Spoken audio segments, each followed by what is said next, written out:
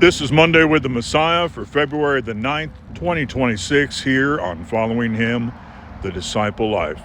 There is no room in the Messiah's church for so-called racial or ethnic divisions.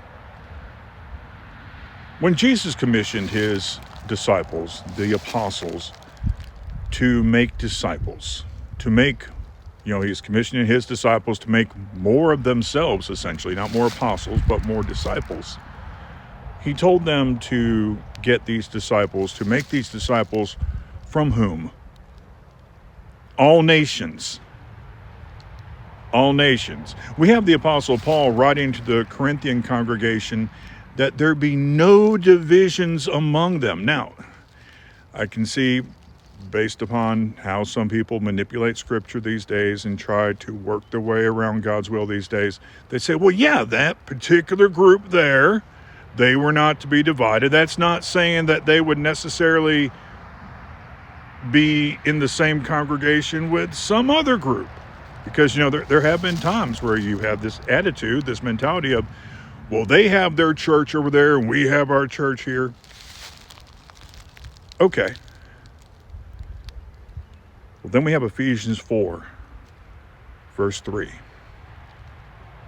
Endeavoring to keep the unity of the Spirit in the bond of peace.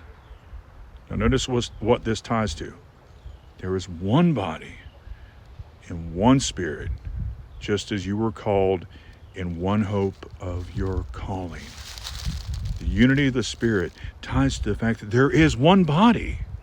And yes, location-wise, you're going to end up with different congregations as a matter of practicality.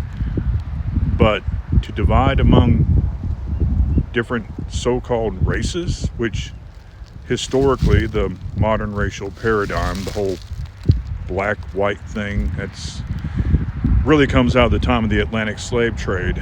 So that is a so-called thing that's very arbitrary. That we would divide about that. Peter was rebuked by Paul for not eating with Gentiles. These sorts of divisions are contrary to the attitude and spirit of the Messiah. There is no place in the Messiah's church for racial, so-called racial, or ethnic division. We're all from one blood. We're all cousins. We're all one in the Christ. You have a great rest of the day, and shalom.